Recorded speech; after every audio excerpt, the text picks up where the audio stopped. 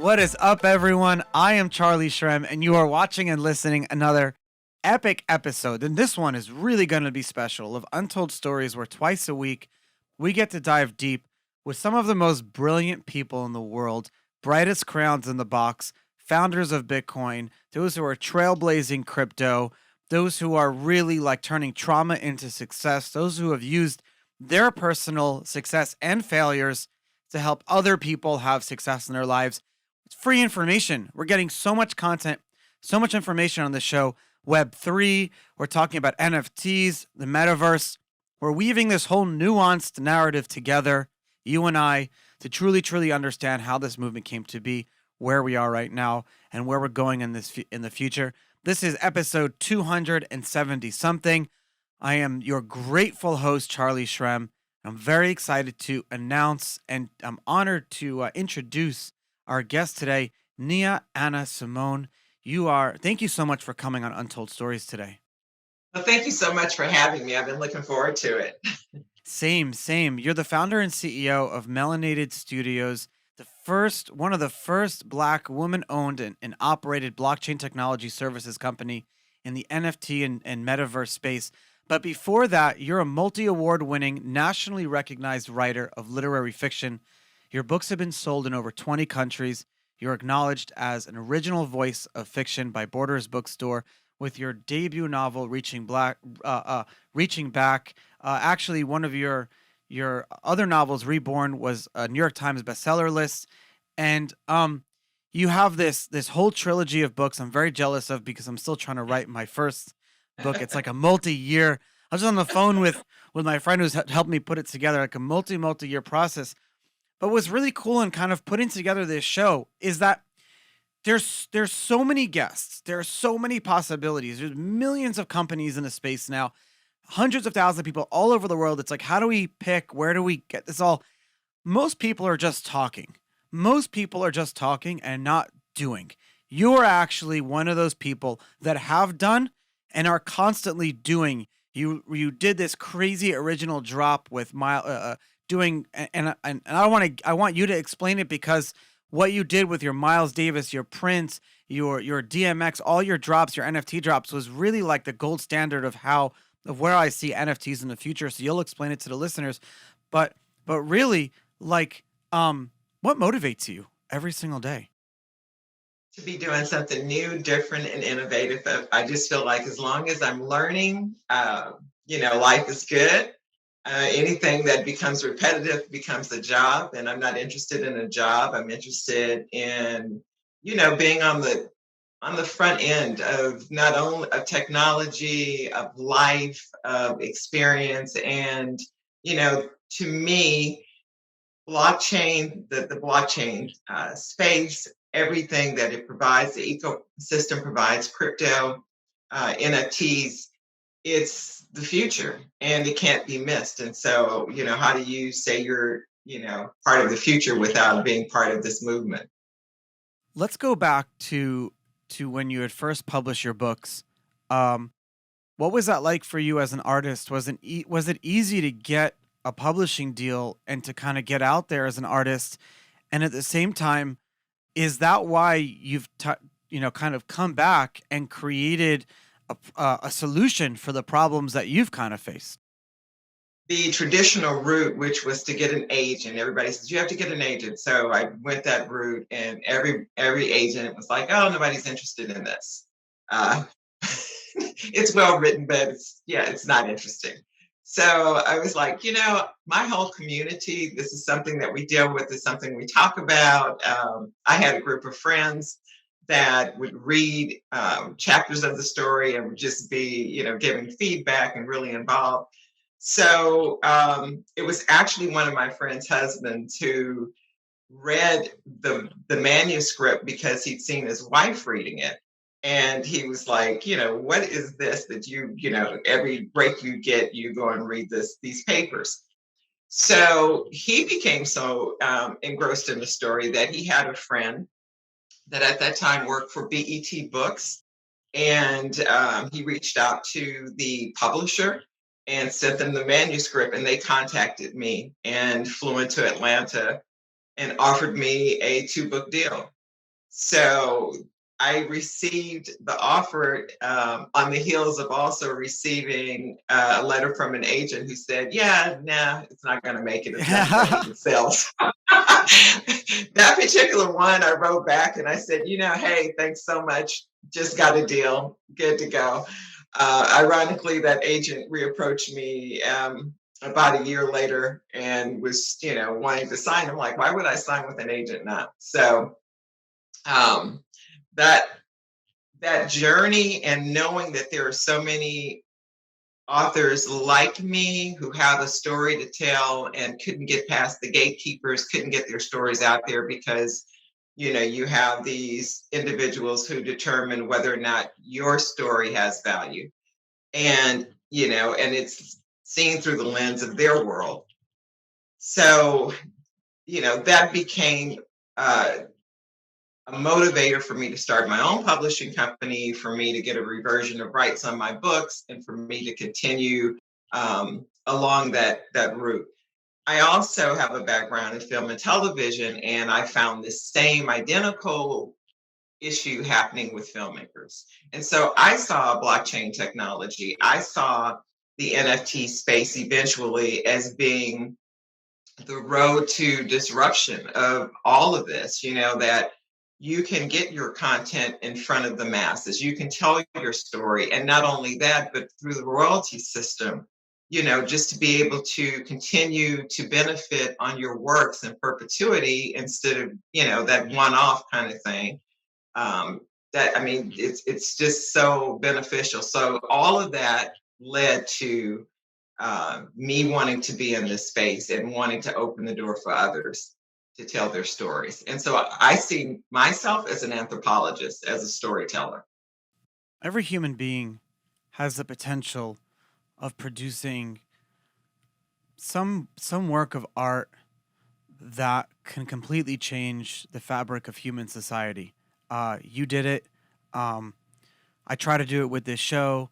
It's a big ask. Even on a small scale, everyone has the capability of being there. You're in touch with who you are. What was this manuscript? What was this so manuscript that you felt so impassioned about and so strong about that now that you've gotten it years later, now that you've gotten success with that years later, you want to come back and make sure that using, and this is kind of where I get to the crux of it, using this new technology, we could allow all people to skip so many of the middlemen, but it's about discovery. It's about getting your whatever that work of art is into these discovery mechanisms so other people can find it without having to spend crazy amounts of money. Right. So the manuscript for me was reaching back. Like you said, it was the first, it was my baby. Um, and it was a story that I wanted to tell. Ironically, the story continued to grow, and readers continue to ask for more. So that's how it ended up becoming a trilogy. The publishing company actually just wanted a two-book deal and to see, how well it did. If for them it was their first work that was recognized as literary fiction, and then it began to receive accolades and being picked up. And so from there they were getting feedback from the readers, and they said, "Look, there's got to be a part two." And so that's where Reborn came into the picture. But it opens a door to be able to tell your story without the editorial. There's two types of editors. There's the editor who will refine and make it better, and then there's the editor who will try to rewrite your story, or tell you what's pertinent and not pertinent. And so I see this technology, to your point, as being able to get the story in front of the audience. And then the next thing, that's so important in this space and is often overlooked, is that just because you put it out there, it's not Field of Dreams. You can't build it and they will come. I mean, you have to build it, promote it, market it, talk about it, know where, where your collectors are, and then begin to engage your community to move into a pace that might not be comfortable for them, because now you're talking about moving people who are, used to going on Amazon and downloading something to a Kindle and trying to explain to them the value that the future value that this would have, or either, creating memberships where you're releasing monthly chapters. So many opportunities there. That actually gives me some good ideas for kind of like my own project. So I mean, um, what would be the first step for someone who has, uh, whether it's like something they've painted or something they've written or drawn, um, do NFTs and this technology like allow you to maintain the rights to that the whole way through? And this technology, NFTs, allow you to retain copyrights if you choose, and or to release the IP. It's completely and singularly up to the creator. It's where they see value. We look at the board yacht apes who didn't see the value of retaining the IP. But it was really a brilliant approach to market when you consider that, you know, for each individual who owns their individual board yacht ape, they also own the IP to it and then can market it in other ways or create another revenue stream. That was a brilliant approach. However, if you are a creator and this is your revenue stream, your continued revenue stream, and you see inherent value in retaining the IP, then certainly you should. I would think as an author, it would be important to retain the IP, because if you sell it as an NFT, certainly, continue to, um, make royalties from secondary sales. However, if you release the IP and a filmmaker picks it up and rewrites your, and and translates it into film or to whatever other medium, you've now lost the ability to benefit from that. I'm looking at this from like a linear approach, and I think that's why I'm wrong. In my head, I'm always trying to like come up with solutions to disruption. And I've been in the filmmaking world the past 2 years myself. And so maybe the way I need to think about NFTs and the relationship between, filmmakers, artists, the actors themselves, the distributors, the sales agents, the buyers agents, the actual agents of the different talent, the oh my god, down to the grips, down to everyone involved in the filmmaking process, location managers, first AD, second AD, third AD, everyone should have a piece of this project. And so maybe I'm thinking of it I need to think of it from more of like a collaborative function and not a linear. Because the way I'm thinking of it is like, hey, I'm Charlie, and I wake up one day and I say, I want to make a movie. I got to go out and find a good piece of IP, a good script. I got to develop the project, create budgets, cast it, find distribution before, then rewrite your budget, shoot it, post production. There's a lot of money involved, a lot of marketing. At the end of the day, you get a good distributor, you're still only probably getting 50% of your profits, because between all of the agents and all the middlemen, and that's me, that's the potential investor in the film itself.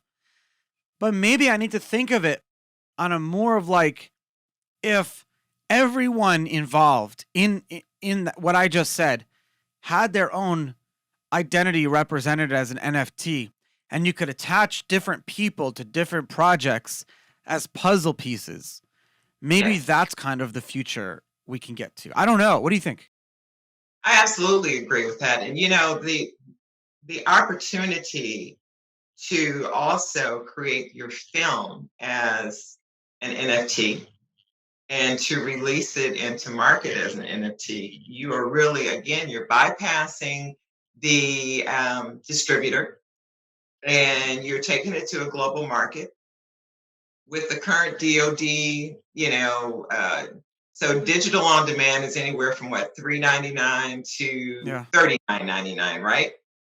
I mean, you could mint 100,000 copies for 9.99. I mean, you could, and place it out into market, or 39.99 or 29. I mean, there's so many spaces to play in, um, to receive, to see a return on investment. I mean, not only that, but there's one of the things that we're doing at Melanated. for several filmmakers is we're minting their trailers and behind the scenes and creating unlockable content, future benefits to being a part of this initial type of membership group where they'll have other films that they'll be able to watch as being a part of this group. So I mean, there's many different approaches to filmmaking, but I definitely think that when you have the buy-in from your entire organization, per film, and everyone sees how they're going to benefit, it's a win-win. Yeah, I think it is a win-win. You have some works of art scrolling behind you that are very attractive. I keep looking back to them. What's going on there for those who are not watching? Okay, for those who are not watching, this is called Touching My Man, and this is a piece that I did. And it is just a movement of this woman who just can't seem to quite reach him. And he's standing still, he's right in front of her, but no matter how she reaches, she's not able to touch him. So it's a uh, generative art silhouettes um, that are in constant motion and movement, very slow and sensuous and transparent. And these are being sold as drops on your website? These are being sold on the website. These it's listed on Rarible at the Melanated Originals in Rarible, um, and again on our website at melanatedstudios.io. That's really beautiful. Thank you. Do you notice that there's like a different type of relationship between those who want to support the arts and the artists themselves as opposed to before? Because before, you kind of knew who some of your supporters were, but you didn't because no one's really transacting directly with you. And even if they're going through galleries, there's so many middlemen or whatever.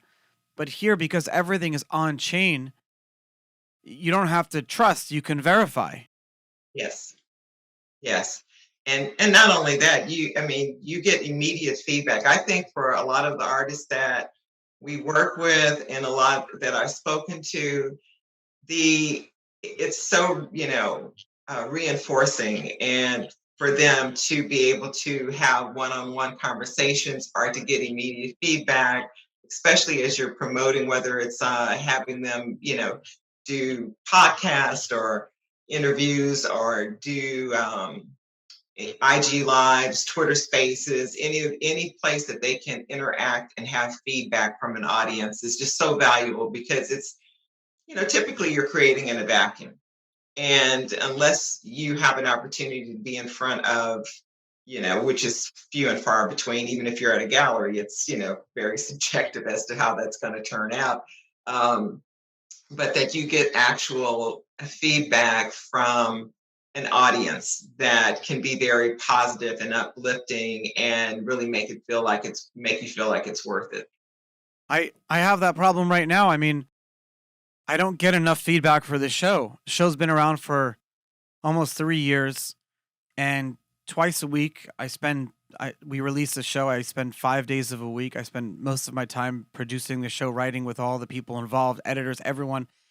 We have the most phenomenal team, and we're a top 200 podcast most of the time in the top 100s of these countries.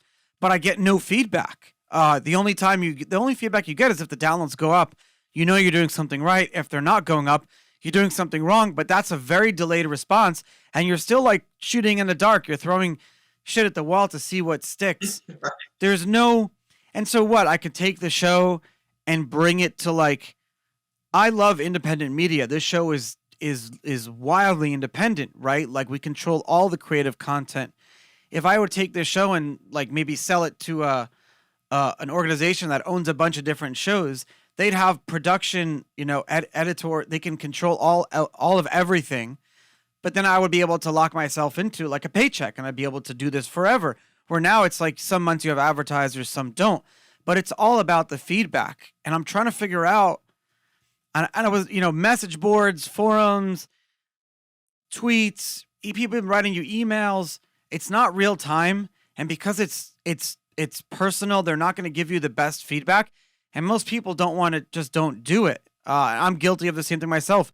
You don't write letters to every author of every book you read. You don't. But if there was a incentivized relationship, real time feedback loop, that would be so wildly successful. Oh my God, Nia, that would be like a killer app for this whole industry. No, I know that would be because that is you just said it. That's the missing link, um, and it's to be able to, you know, I can go back to the first book I read. I mean, the first book I wrote. I think that was like for me to have this group, although they were a group of friends, but who were like, yeah, don't kill this person, do that, or I really like this, but I didn't like that. It felt different. I mean, I was more engaged in the process. I wasn't in my head so much. And so you're right, just to be able to have that, feedback, that energy, that life that comes with, um, you know, that live audience. I mean, I definitely agree with that. I don't know what that would be, but I mean, I believe that it would be it would be the most popular app out there. If that were to be developed. We're not just talking about the arts, but we're talking about if there was like a private way of giving full time, real time feedback loop, but at the same time have some financial or non financial or unique identity attached to that, but there is an identity behind it, but you don't need to know who that identity is. I mean, look, we're talking about humankind here. The more Yes. successful you get, people around you don't want to be honest with you because they're afraid that you may kick them out of your group. So you're in Mhm. this like vacuum, like you say. Vladimir Putin is dealing with that right now. His generals are probably not even telling him the truth because they're afraid of him. Uh, Not going to say blockchain technology is going to would have solved that problem, but it's the same kind of thing. Do you switching gears for a second? you you're working in film, you're working in music, you're working in books.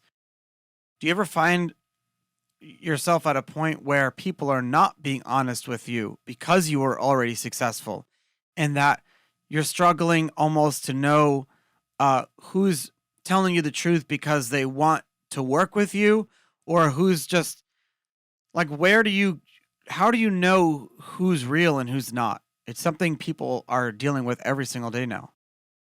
I literally have to trust my gut, and I try to remove myself honestly from interactions until they're almost done. Like I'm the last person in the room instead of the Oh. first person in the room. So before I even have the conversation with a potential client or, vendor, I let my team tell me like where they are and what's going on. And I'm a fly on the wall until I hear either something that inspires me to move forward or something that raises alarm bells and questions.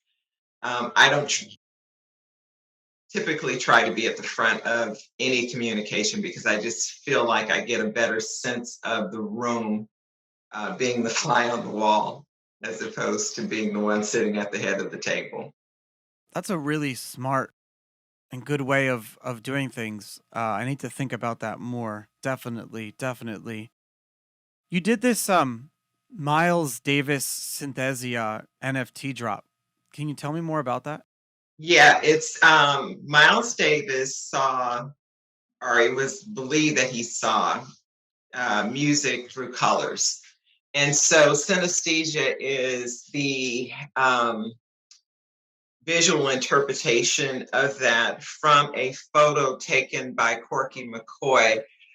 Corky McCoy is Miles Davis's photographer and illustrator, and or was. They were also best friends and called themselves cousins most of their lives. This picture was taken of Miles on the top of the Chateau Marmont Hotel on Sunset Strip in 1970. and it was just before he was going to do a week at the at Shelley's Manhole, which is no longer around, but it's the we have the original, Miles photo. Corky McCoy's daughter, Blair McCoy, did the artistic interpretation. She's also an artist, like her dad, and there's movement and sound over the NFT. It's a beautiful compilation, but the first release is just a static image of the synesthesia. And then we're following that up with the larger release, and with unlockable content that goes along with it. But even the images of Shelley's Manhole is so retro 70s with the plastic letters that are splayed across the marquee that look like someone threw them up Yeah. at the last minute because they don't even match. They're just, it's so circa 70s. And we have so many images, but Corky McCoy was also the illustrator for all of Miles' early albums. So he became known as an iconic illustrator because of the art that he developed for Miles's album covers, which Miles had to go to battle with Sony to get because they were like, "Who's going to want this?" And he was Yeah. like, "This us. This is what we look like. This is how we live." So he did on the corner, Water Babies, just so many iconic Miles Davis album covers. And ultimately, when people began to know Miles for, you'd see a Miles Davis cover, you didn't need to see his name. Even that style of art and writing was all Corky McCoy. You did some other ones too, DMX and DJ Superior with some unreleased songs. We have also Unwearable and Melanated. We have a DMX 1990 to 1991 unreleased songs, artwork. We have DMX's rhyme book, one of his rhymes that was handwritten to DJ Superior. Oh, That's it's so out of his cool. rhyme book. I'm trying to get a Yeah, membership to Chateau Marmont, but alas, it's very difficult to do. yeah, I got it. yeah. So yeah, really cool. I mean, we have the freestyle that we have of DMX is he and Superior were in a bodega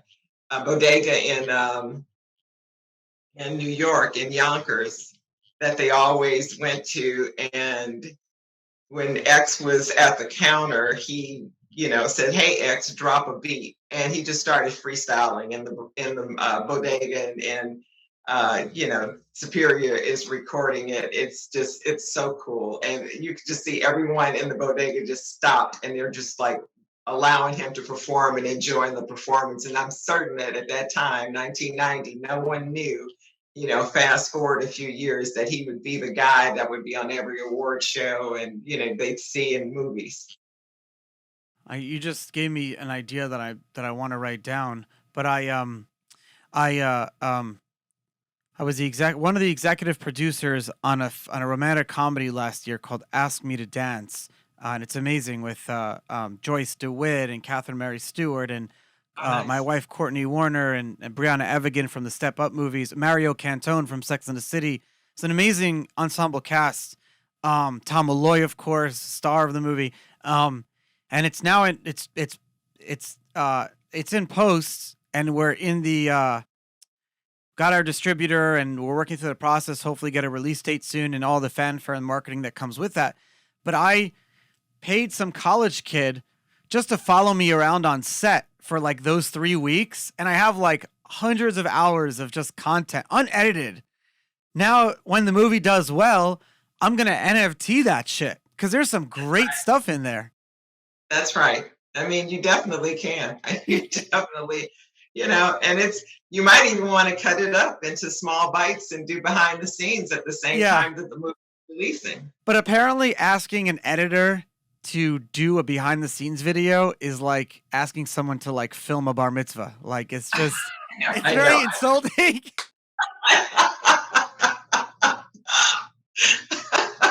So I can't find an editor who's willing to do it. If anyone wants to, they have the job. Just send me an email. That's so funny. That's so true, though. That film doing it and having an NFT relationship, I've not figured out how to do it. It's a dance film. I keep forgetting. Like that was the best part. Everyone was dancing. It's like a dance film. Um, I don't know how that would work, but the one we just did a few months ago, we shot a movie in Scotland called, and it was on it's called Trauma Therapy Psychosis, and we actually did some episodes of Untold Stories from the set there. And then we were on like Dread Central and Rue Morgue. There's some pictures of the set and stuff like that. And that's more of like every character. It's like if Tony Robbins, decided to be evil and take his most followed clients who have the worst problems to like a retreat in Scotland and messes with them. That's kind of what the whole movie's about. So in that film, I could see how we could do a really cool thriller horror NFT drop relationship with like could build out like a whole haunted house thing. You can have there could be a whole cool thing. So you could definitely have Yeah. better relationships with that. But how do we solve distribution? How do we solve at the end of the day these 4 or 5 companies like Comcast, Disney, all of these companies, Sony, which is owned by someone else too. They all own like the eyeballs. They own all the eyeballs. It's where you and I go at the end of the day to watch TV or movies. You could do your own theatrical release. Yeah, you can put on Amazon, but it won't be found. How do we solve? And this brings me back to the beginning of the episode when we talked about discovery. These folks, that's why Spotify owns the music world because they're a discovery platform. You go there to find the next thing to listen to. How do we solve that? I have some ideas myself, but I kind of want to hear your thoughts. Yeah. So I am all about in terms of getting beyond the distributor, and there are already those who are doing it, who are turning their films into NFTs. But again, you market it the same way. I mean, even when you said like the theatrical release or putting it up on Prime, without the correct marketing and PR, you're just throwing a fish into water and hoping that someone will find it, right? So the way I'm involved in film and television is I own a film marketing company that markets film and television projects, bespoke media marketing. Oh, And cool. that whole approach to getting the film out there is probably the most overlooked by many filmmakers. They'll build up, getting the right cast, getting recognizable talent. There's nowhere in it that Yeah. they really put aside dollars that says, okay, we need to market this. We need Oh to my get this. God, you don't even put money aside for post production, let alone marketing. I know. And so, it's almost like you think of everything but the icing. You got the cake, you just don't have any icing on Yeah. it. Yeah, and who wants to So eat cake without icing on it? it's getting it to its audience. Our tagline is "We find your tribe," and I just believe that is so important in everything. I mean, every project has a tribe. Every film has a tribe. It's finding your tribe and letting them know that you're there. Engaging them, creating that awareness, and once you whet their appetite, then you don't really have to find them again because they're always there waiting on you. They just want to see what you're going to do next. Um, so when we talk about moving into any space, and I believe that very shortly, I've been kind of tracking a couple of platforms who say they're building out for NFTs to stream as film. Anthony Hopkins released his last film, Zero Contact, as an NFT. Kevin There have been Smith is releasing his next film as one NFT, like just as one one NFT. NFT. Yeah. Yes. And I think he's already sold a previous one as an Yeah. NFT. Yeah. So, I mean, we're certainly moving in that direction. The reason being is that they know that first sales, secondary sales, the potential that's there to really, engage their tribe. That's what they're doing. If you're an Anthony Hopkins fan, you're gonna, you're more than likely gonna go and purchase this NFT. But now you have the ability to bring people over from a space that they would normally be in. I mean, look at the Tory Lanez model. I mean, what he was able to do in the space. I think that in terms of bypassing the gatekeepers, whether they're, a distribution service, streaming platforms, that's a train coming down the track. Who that will be, I don't know that it'll be a platform as much as it will be individuals who look at the space differently and say, hey, I want to do something different. I Well, want to I want to what? Sorry.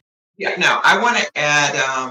So if I'm going to do like with your film, you could literally do your film and do the traditional release and theatrical, and then mint an NFT, and the differentiator would be, the key art, the interviews with cast, some really cool BTS photos that you can give them access on. The future benefits would be, if they, the first 100 to buy this NFT gets, tickets for 4 to AMC to see the Yeah, well, theatrical. we you do a theatrical release, which is you do a theatrical release, and the stars will go, and you basically the NFTs become your tickets to the release and to the Yeah. parties and to the premiere. And I want to say another thing with the discovery platforms is that the way I understand the way I think this is going is that like I watched a documentary on like the creation of Nickelodeon, which was a huge fundamental like it had a huge fundamental impression of me as a child. I watched Nickelodeon every day. And the beauty of Nickelodeon was how they created content for kids by kids. The kids were basically running Nickelodeon. And so it allowed for like the healthy growth of our brains.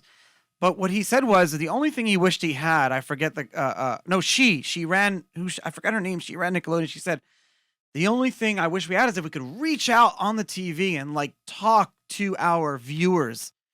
That's what an NFT is.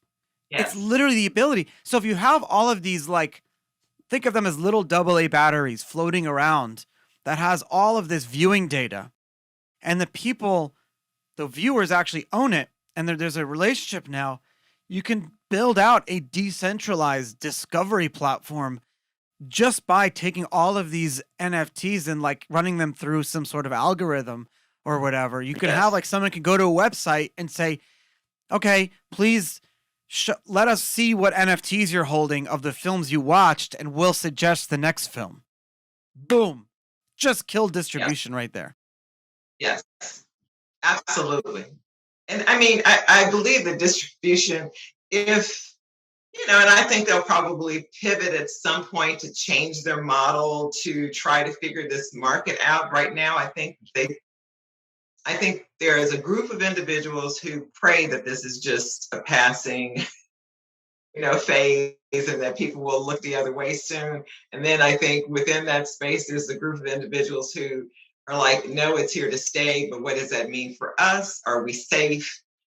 Do we need to modify and change? And if we do, how do we embrace this without changing too much and fully jumping on? So I think we're 3 to 4 years down the road before we see any substantive change with any of the distribution studios to determine what they're going to do next. But I think within the space, within the ecosystem, I think we're less than a year away of seeing something tangible developed that will reset the table.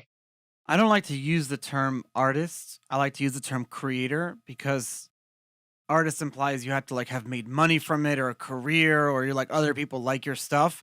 But I'm not an artist, I'm a creator.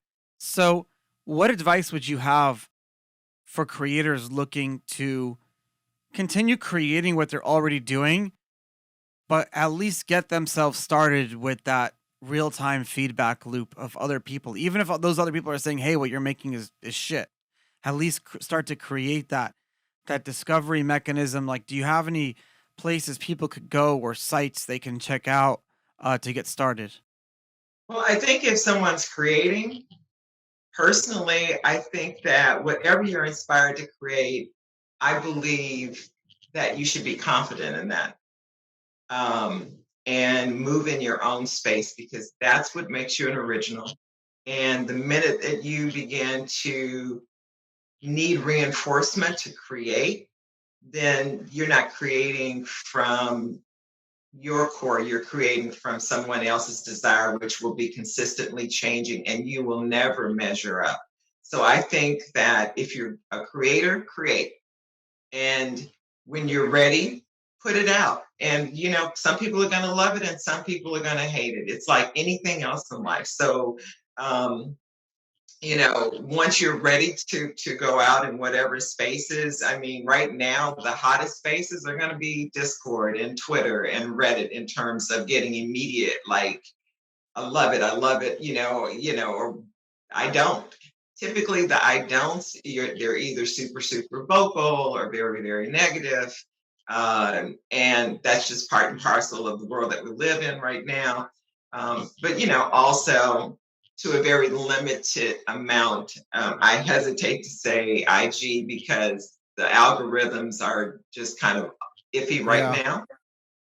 So most people are not moving in those spaces. So, but I mean, I think that Twitter is great, especially in if you're looking to move into the NFT space, Twitter, Discord, and just get familiar with it. I mean, move around in it.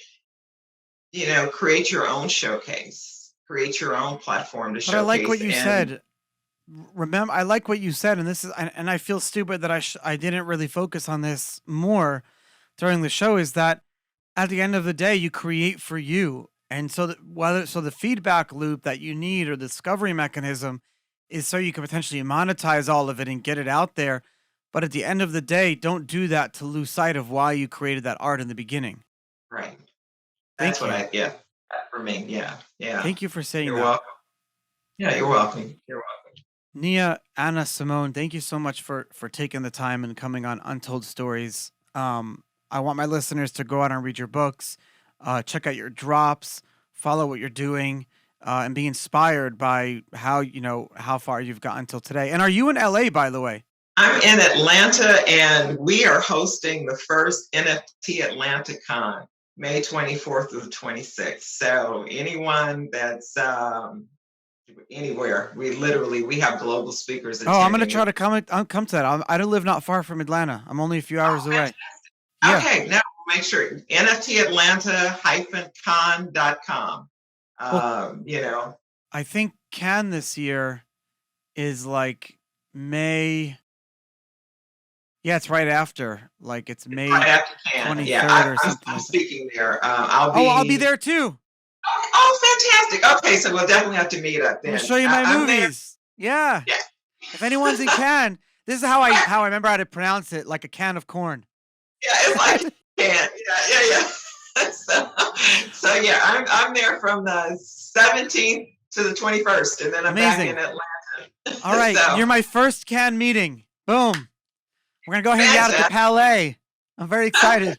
I have a Okay. booth because I have a distribution company also. Yeah, my partner Tom Malloy, he's been on the show twice. He's great. You'll meet him too there.